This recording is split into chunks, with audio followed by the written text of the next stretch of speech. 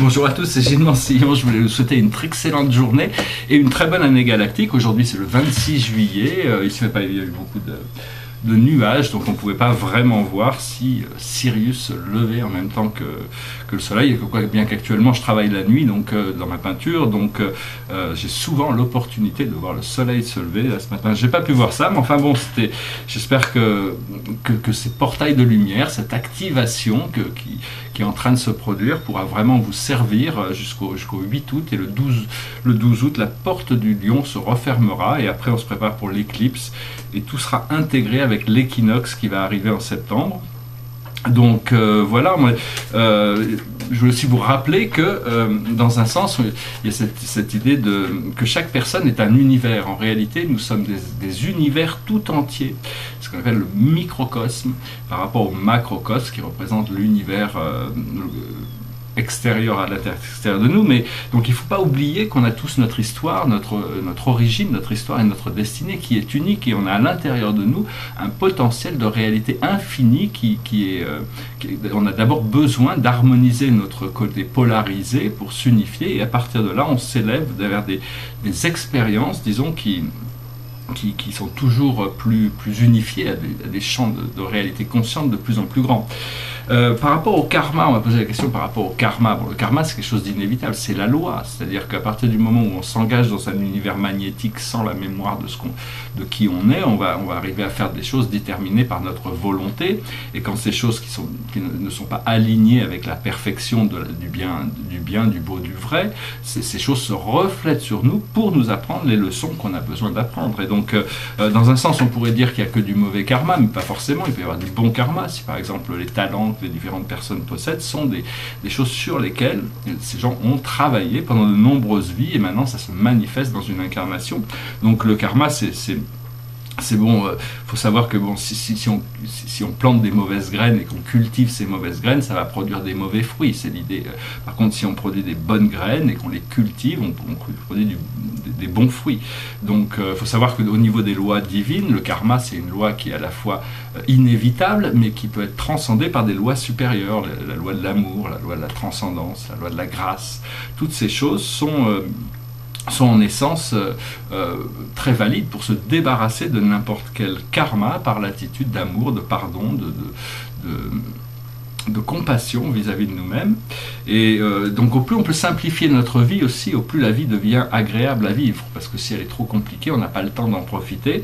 L'hexagramme 15 du I Ching explique que la modestie, les choses sont faciles pour une personne qui est modeste. Donc c'est arriver à rester simple et humble, c'est pas facile, mais bon, l'humilité, c'est l'autre côté de la pièce de l'arrogance, hein. Toutes les choses qui sont connues comme étant des vertus possèdent aussi un caractère inférieur, et toutes les choses inférieures possèdent un caractère supérieur.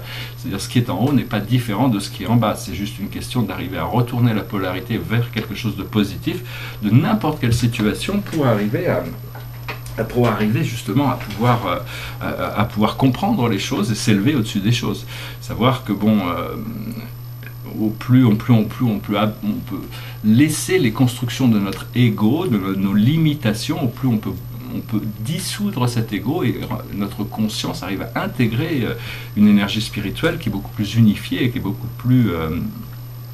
plus agréable à vivre, parce qu'on est en train de passer de l'état humain à l'état galactique, et donc c'est pas facile, c'est même très très difficile, parce qu'on est conditionné à vivre comme des humains, comme des mortels. Et donc quand on se prépare pour faire une ascension, c'est comme si vous deviez préparer un voyage en orbite. Il y a des mois et des mois de préparation pour arriver à que votre corps physique puisse supporter l'effet de vivre dans la roquette, et puis après aller se préparer pour vivre en apesanteur.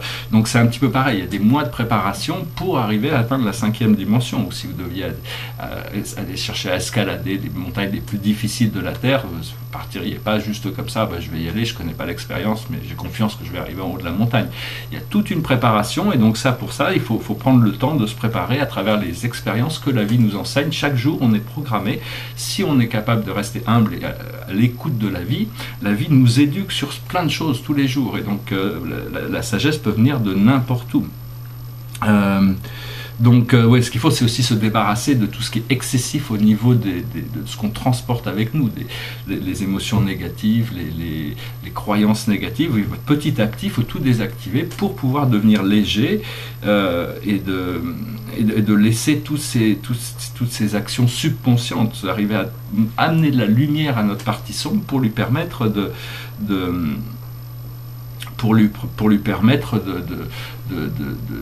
devenir dominante en nous, parce que bon, on est constamment dominé par nos sens. Bon, ça c'est aussi des connaissances ésotériques, mais par exemple, on peut dire que quand notre corps, si on a soif, on peut chercher de l'eau et on boit, on est satisfait.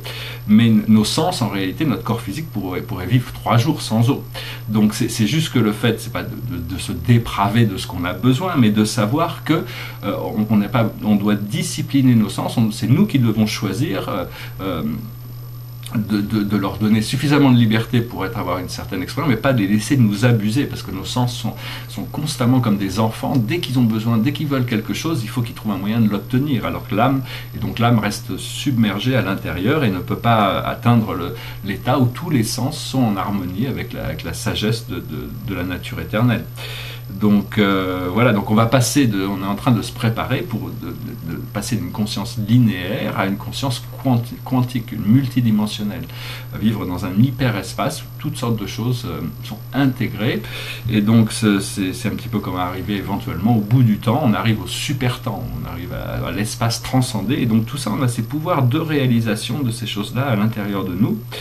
Et donc c'est ce qu'il faut arriver, c'est à éliminer les illusions pour découvrir la vérité. Comme en science, il y a beaucoup de superstitions, il y a toutes sortes de superstitions qui sont encore, ou des croyances qui sont des superstitions qui ne sont pas connectées à la vérité. Tout en sachant qu'une vérité dans notre esprit conscient terrestre n'est qu'une demi-vérité, parce qu'on ne peut pas avoir toute la vérité, quelle que soit la vérité que l'on présente, il y a toujours une proposition opposée qui inclut cette vérité supérieure.